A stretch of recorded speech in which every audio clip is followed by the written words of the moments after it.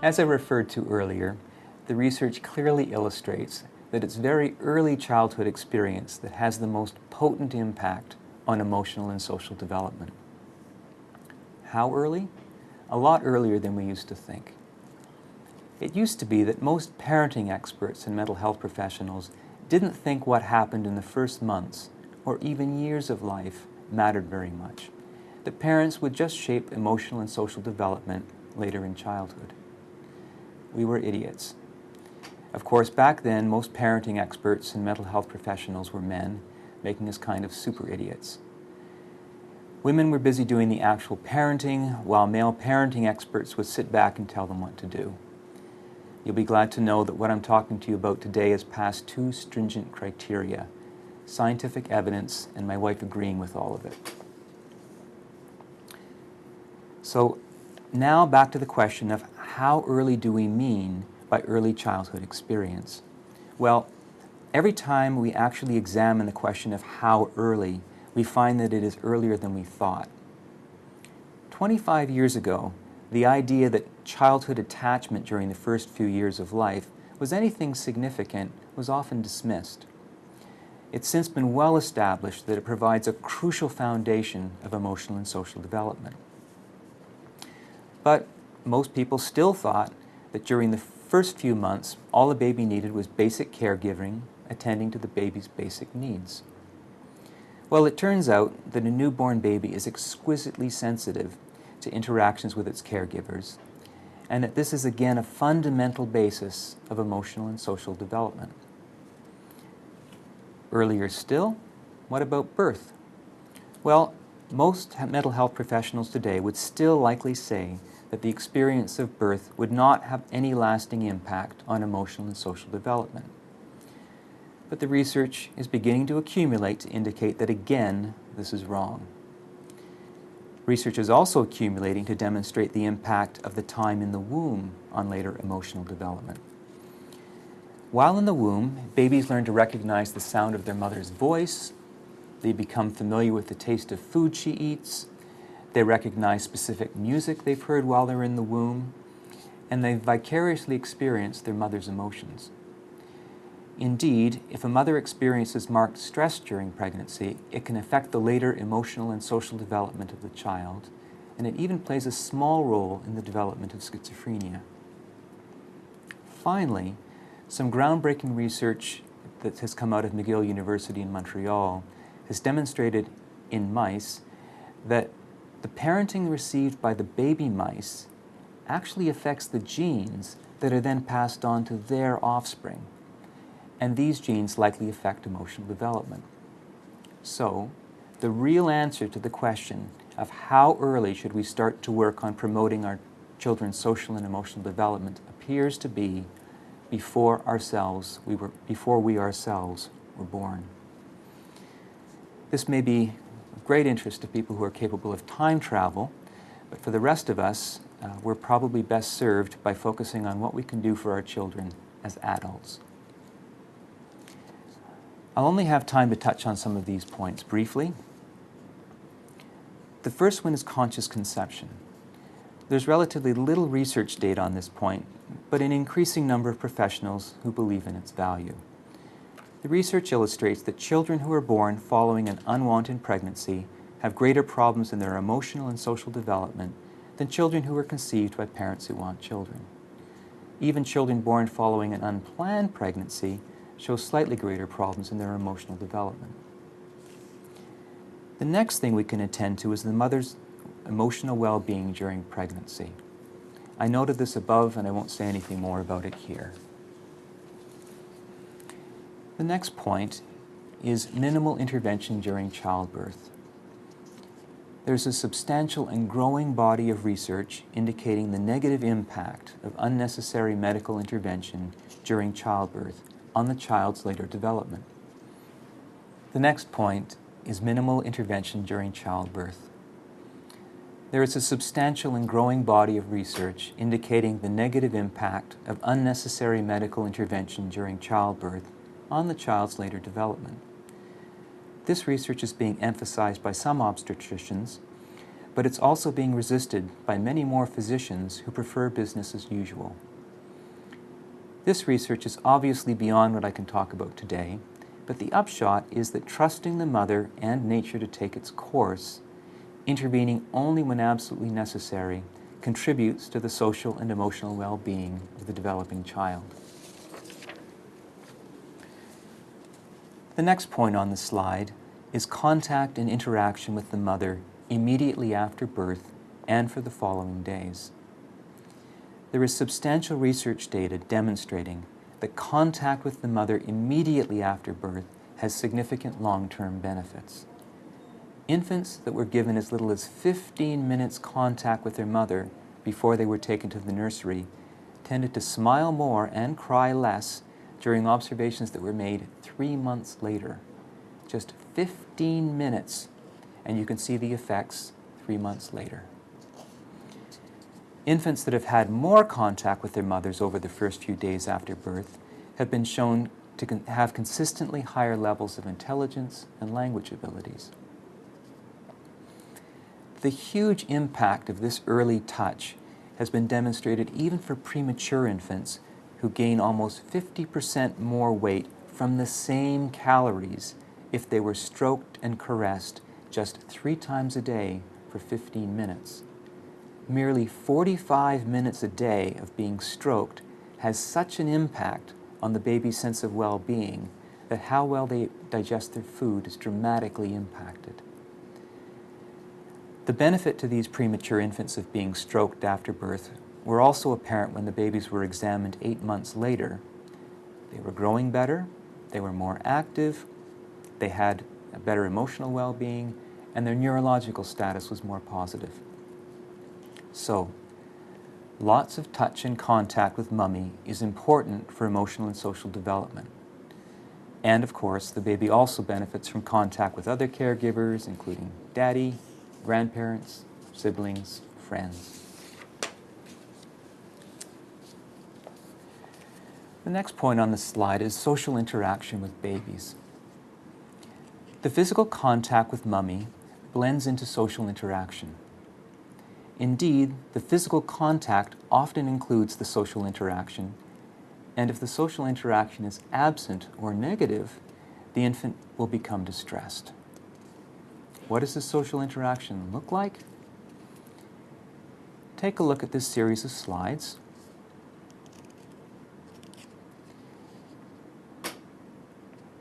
What do we see in these pictures? We see mutual pleasure.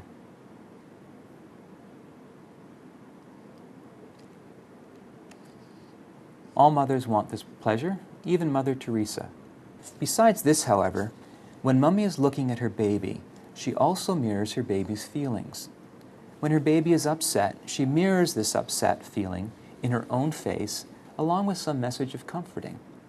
Similarly, if the baby appears sad, she'll briefly show her face as looking sad, and then offer some kind of reassurance or comfort. Now, let's take a look at what is going on in this early social interaction in the days following birth. If the happy baby is looking at mommy's face and seeing a happy face in return, the baby experiences both pleasure and the sense of being good or of being okay. The baby's experience of himself is internalized from how mommy and others look at him and from their voice tone with him. Similarly, if the baby is feeling sad and then sees sadness with concern mirrored in his mother's face, the baby experiences mommy as understanding his sadness and as caring about it.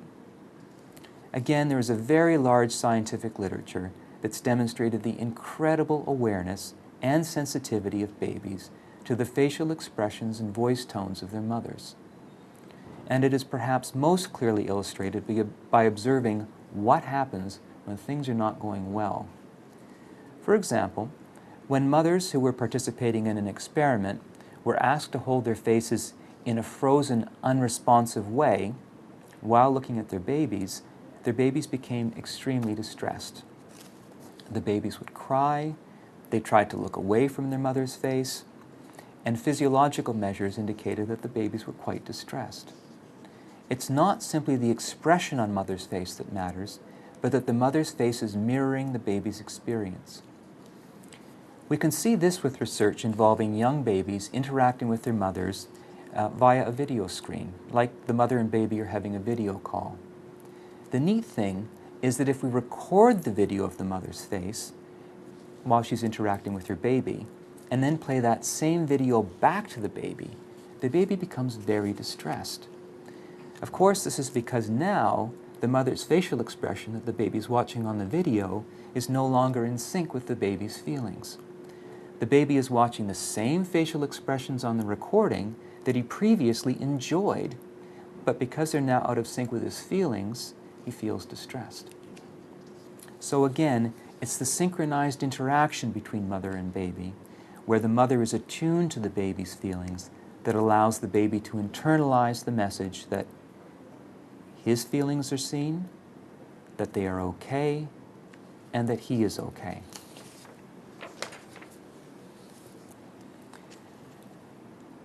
As the child gets older, there's a gradual evolution in how the mother communicates to the baby and then to the child about his feelings. But the message always needs to remain the same. On the slide, I understand what you're feeling. It's okay for you to be feeling that way, and you are okay. As a baby gets older and moves into toddlerhood, obviously words become more important in conveying this message. If the child is sad, for example, the mother or other caregiver may say, "Oh, Johnny, I see you're really sad. You really don't want to go to bed, eh?" If the child is angry, then the mother might say, "You seem really mad, Julie. I guess something's bothering you." In both of these examples, the caregiver is conveying an understanding and acceptance of the child's feelings. These types of statements also invite the child to express more about their feelings, and we usually find that they do. At this point, I'm going to go down a little side road for a minute. I've been talking about how babies come to learn about their own emotions and social interaction through looking at mummy's face. Babies also come to learn about the world in the same way. If mummy is scared or nervous, the baby is going to look at mummy's face and have the experience of danger. Obviously, babies are not equipped to know when situations in the world are dangerous or not, and they come to learn about this through watching their mother's face. This is obviously very adaptive. If there is a person that mummy is afraid of, it's probably a good thing for the child to develop a fear of that person as well. The unfortunate thing is that if mummy is generally frightened or anxious, if she's a frightened or anxious person, then the baby will, predictably, come to experience the world as being a generally frightening place, him or herself. Obviously, this can have a pretty negative impact on the child's emotional and social development. And now I'm going to briefly go down another side road. As you probably already know, trauma and abuse in childhood have significant negative impacts on social and emotional development. Children who are physically abused or sexually abused tend to have greater social and emotional difficulties throughout their lives. Even though many people, including many professionals, believe that abuse and trauma during the first few years don't matter much because, well, we'll never remember them anyway, the research clearly demonstrates that the earlier the trauma and abuse, the greater the impact it has on later development. The lesson from all of this is, don't sexually abuse your children, don't physically abuse your children, and while spanking is less damaging than beating your child with a stick, it still contributes to lifelong emotional problems. The amazing thing, however, is that isolated incidents of child abuse are far less damaging than simple emotional neglect. I was at a conference a few days ago where research was presented that demonstrated that as damaging as sexual and physical abuse are, the thing that has the most devastating impact on emotional and social development is emotional neglect. It is the absence of experiencing being cared about, of having someone attuned to our feelings and needs, that leaves us most impaired in our social and emotional functioning as adults. And while we can point to more extreme cases of emotional neglect as having devastating effects on our development, the research is also clear that to the extent that caregivers are not sensitively attuned to a young child's feelings and needs, their emotional and social development will be compromised. At this point, it is perhaps important for me to emphasize that our awareness of and acceptance of our own feelings is strongly related to our inclination to be empathic and caring towards others.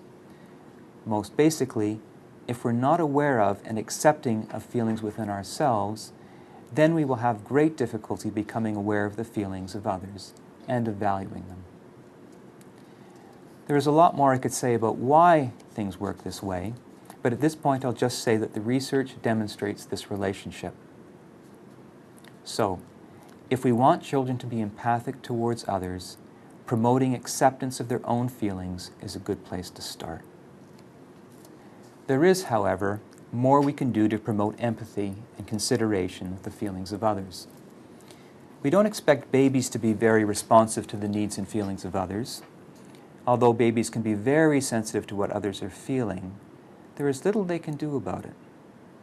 As babies become children, however, we expect them to be increasingly sensitive and aware of the feelings and desires of others. The question is, how can we promote this happening? It turns out that we still need to start by acknowledging our children's feelings and desires, and then we help them understand the feelings and desires of others. Essentially, we are giving our children the message that their feelings and desires matter and that other people's feelings and desires matter, including our own. For example, Johnny is really angry that we've taken the candy he picked up off the ground and we put it in the garbage. And he hits us. How should we respond to Johnny? We say, "Don't you dare hit me, you little brat. You do that again and you get a good spanking. Now go to your room. I don't even want to look at you." So that's probably not going to be the best way to go. Let's try again. "Ow. Johnny, I know you're mad that I'm throwing out the candy. I really don't like to be hit. I feel hurt and angry. It's really okay for you to feel angry, but I don't want you to hit me or anyone else." Obviously, you can be a lot briefer than that, but the critical thing is to convey that Johnny's anger is perfectly acceptable, but that hitting people is not, and that the problem with hitting people is that they usually feel badly. We do not tell Johnny that he is bad for hitting people, or even that it is bad to hit people, but rather we explain the negative consequences of hitting people in terms of other people's feelings. Let's reflect on why we might want a child to restrain their impulse to do something. In the 60s, we used to say, if it feels good, do it. So, in what circumstances would we not want our children to do what they feel like doing? I'll suggest that there are two basic reasons. The first is that we don't want them to do something that is going to lead to them feeling badly in the future. We don't want Johnny to eat the whole chocolate cake because he's going to feel awful if he does. We don't want Johnny to skip brushing his teeth because we don't want him to suffer through needless dentistry and unhealthy teeth. The second reason that we may not want Johnny to do something is if it is likely to have a negative impact on the feelings or well-being of someone else, including ourselves. And if we're being honest with ourselves, those are the only two reasonable reasons to be encouraging our child not to do something that they want to do, or to do something that they don't want to do. If we are ever trying to cajole, force, compel, or otherwise make our child do something for any other reason, then we're asking for trouble. I'll take a minute to explain what happens when we go down that road. When we explain why we want our child to do something in terms of their well-being or the well-being of others, then, out of their natural empathy and caring, they'll want to comply. If, however, we instead demand obedience through such brilliant explanations as "because I told you so" or "because I'm the boss," we instantly create resistance in our children to what we are asking them to do. They may do it out of fear, but they will resent it. We also create a resistance to following rules in general, whether it's our rules, school rules, or society's rules. Of course, the child and later the adult will comply if they fear getting caught, or if they're going to be rewarded for complying, but they will otherwise be less inclined to follow rules. We have basically given them the message that rules are arbitrary and that they are indifferent to their feelings, and that's not a great way to motivate someone.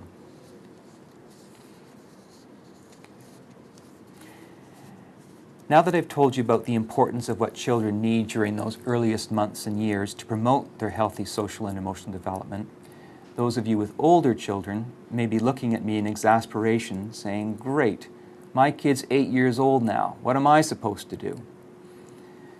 One of the most annoying statements that I keep inflicting on my patients is, when you find you've been digging yourself into a hole, the first thing to do is stop digging. We can't go back in time, but we can offer our children the best that we can now. Has the way that you've treated your child caused your child unnecessary suffering? Yes. Will your child suffer unnecessarily in adulthood as a result of what he or she experienced in childhood? Yes. Welcome to the human race. Despite our best intentions, we parents screwed up our children, and they, in turn, will screw up their children despite their best intentions. I am an expert in parenting. I was an expert in parenting, acknowledged by my peers and by the courts before I even had children. Despite this, I have behaved in ways that have caused my children unnecessary suffering. I can say unequivocally, however, that they have suffered dramatically less than if I had not had this understanding of parenting. So, my encouragement for those of you who already have children is to allow yourself to feel your pain at recognizing that your children have suffered, to realize that you have been doing your best, given the information that you have about parenting and the other circumstances in your life, and to use the information that you'll be getting in this talk to do your best with your children in the future. I'll also note that none of us had perfectly happy childhoods. As you listen to this talk, you may be having feelings coming up for you related to this. I believe that this is a good thing because it reflects our compassion for ourselves when we realize that, and that's the same kind of compassion that we're hoping for our children. The rest of this talk will be very practical. On the slide, so what can we do from here, no matter how old our child is, and no matter how healthy their emotional and social development? The most valuable single thing that we parents can do to promote the healthy emotional and social development of our children is to simply acknowledge their experience. I've already given some examples of this, and now I'm going to flesh it out some more. As parents, we seem to believe that our main job in interacting with our children is to tell them what to do, to correct them, or give them information. I promise you that the research evidence and my clinical experience, and from my own parenting experience, tells us that simply acknowledging our children's feelings is far more fruitful. All we have to do is acknowledge what we observe and hear. We can acknowledge what we gather from their behavior, even if they aren't saying anything. "You want that stick dug really deep in the ground, eh?" Or, "You seem really sad about something, Alice." When our children speak to us in words, of course, it gets easier. If a child comes home and says, "Sophia's such a cow. She borrowed Angela's jacket and now she won't give it back," a parent can say, "It really bugs you that she's treating Angela that way, huh?" Or a child whines, "I feel too tired to go to school today." A parent can say, "You're having a really tough time getting going, eh?" Or a child complains, "Stupid teacher, thinks we have all night to do homework." A parent can say, "She gave you a lot to do, huh? Boy, that must feel like a big drag." A child can say to us, it's like, "I hate you. You always ruin my fun." You can respond by saying, "I get you're really mad at me, and it seems I never let you have any fun." It doesn't matter what's going on with our child. If he or she seems to be feeling something or wanting something, then we're best served by simply acknowledging it. Now, of course, we're not going to spend our whole day acknowledging every bloody thing that our child says or does. If our child asks for a glass of milk, it'd be pretty idiotic for us to say, "Oh, you'd like a glass of milk." Your child would look at you like you were some kind of alien. But it is valuable to acknowledge our children's feelings whenever they appear to be having strong feelings about something, or there is something that really matters to them. Also, as I'm about to illustrate, I'm not saying that that's the only thing that we do is acknowledge their feelings. It's just that it's the most important thing we can do. The most obvious situations in which we do more than acknowledge is when our child is doing something or wants to do something that he or she is likely to feel badly about in the future, or if it is likely to have a negative impact on the feelings or well-being of someone else, including ourselves. As I just suggested, these are really the only two good reasons for getting our children to restrain their desires or emotions, or for doing something that they don't like. In all of these situations, however, the best way to respond to our children follows the same pattern. So on the slide, we begin by acknowledging our child's feeling, desire, motive, etc. Then, we explain why restraining their impulse or delaying its gratification would be best for our child or for the welfare of others. Third, we may support our child in finding a different way of satisfying or partially satisfying their feeling or desire. Let's go through an example. Your older child is furious with his little sister because she's scribbled on his drawing, a drawing that he was very proud of. First, we'd start with acknowledgement. "I really get how mad you are at your sister. You worked so hard on the drawing, and now she's scribbled all over it. I get that you want to wreck one of her drawings, and that'd feel really good for you." Second, why restraint would be best. "I don't want her to feel the same disappointment that you're feeling, so I don't want you to do that." Third, offer another solution. "How about we go to Susie's room and you tell her how upset you are about your drawing?" That's because wanting to damage one of Susie's drawings comes from a desire to have Susie know how he feels so it won't happen again. Helping him tell his little sister about his feelings accomplishes the same goal. Or, "How about I set up your art stuff and you can redo your drawing on a fresh page?" This would allow him to have a drawing to replace the damaged one, at least partially satisfying his desire. Now I'll go through some more examples that illustrate the different types of situations in which having our child restraining her impulses is desirable. Okay, so the first one on the slide is our child is doing something that endangers his welfare. So we start with acknowledgement. "Wow, Joel is going to take you to the baseball game? Awesome, I can't believe he got tickets. You'll have a blast." Second, "Your cousin is a generous man, but he has a drinking problem. He's been pulled over by the police for driving while over the legal limit twice. So I'm worried you won't be safe driving with him." Third, "Joel will probably be drinking at the game. So how about if I drive you guys home after it's over?" Or, "How about you agree to take a bus home after the game?" Your child wants to do something that's not good for his health. Again, we start with acknowledgement. "Oh, you'd really like that chocolate bar now. I know you're really hungry and it'd sure taste good." Second, "I really want you to get food that's healthy for you in your body before you have the sweets."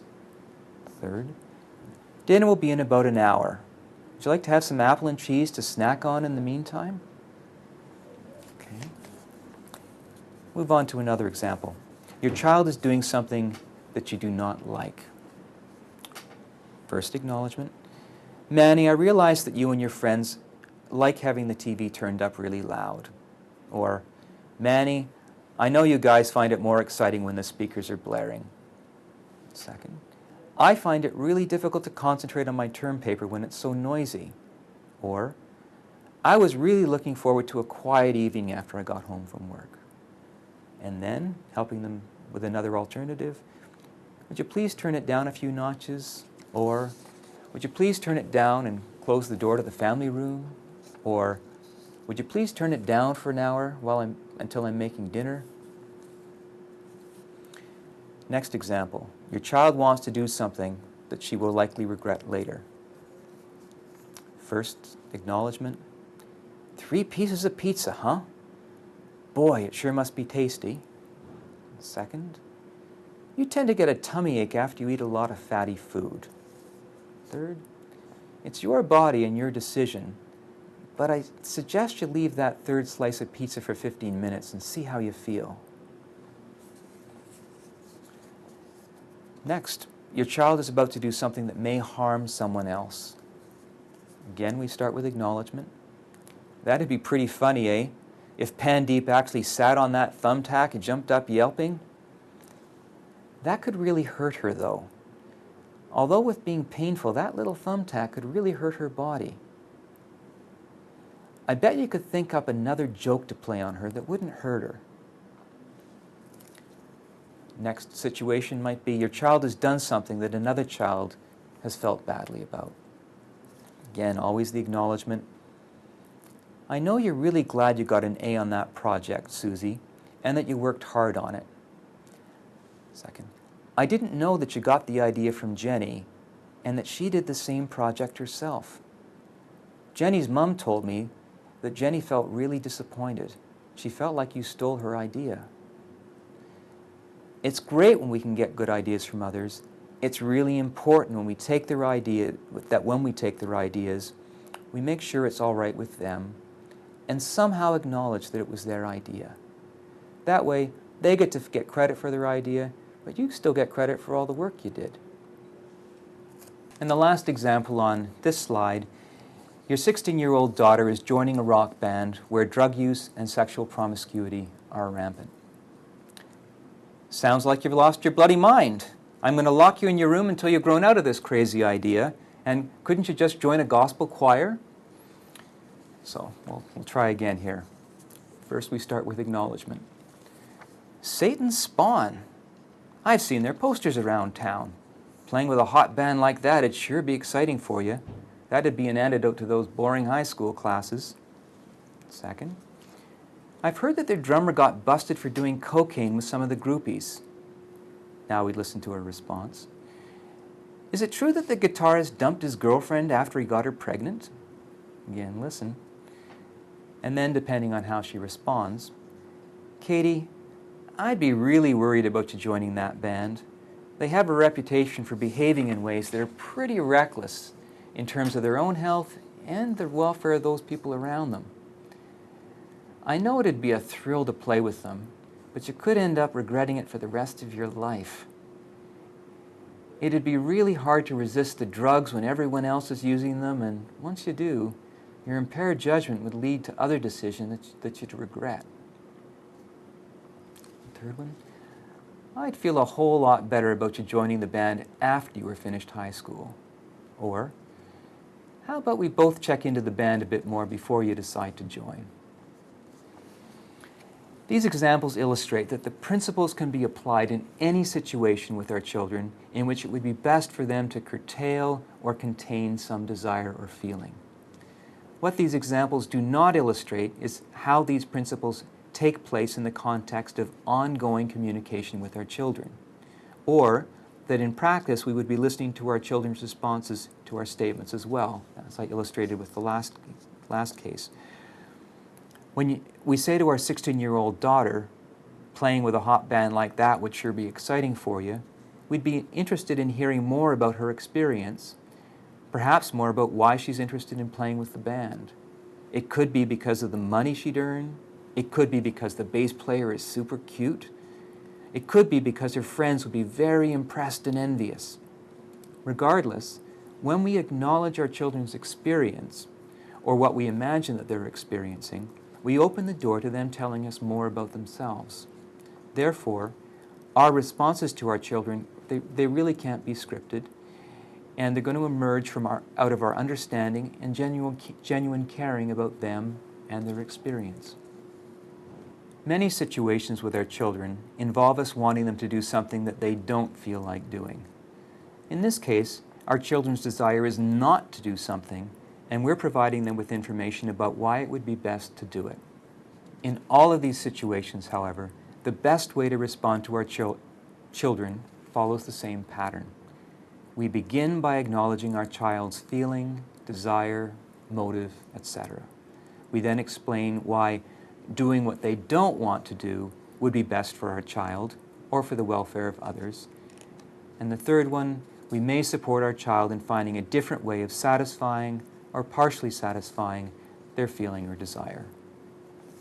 So, a parent reminds her daughter, "Harriet, I think you still have to brush your teeth." And Harriet whines, "Oh, but I hate brushing my teeth. I'm tired. The toothpaste tastes yucky. Debbie's mom doesn't make her brush her teeth." Again, we start with acknowledgement. "Boy, you sure don't want to brush your teeth, and you've got lots of reasons. I can sure understand that. I don't like brushing my teeth either, especially when I'm tired." Second, "I think you already know why you need to brush your teeth." And of course, if they don't, we can give them a nice lecture about tooth decay, gum disease, bad breath, dentist bills, and how it's going to ruin your life.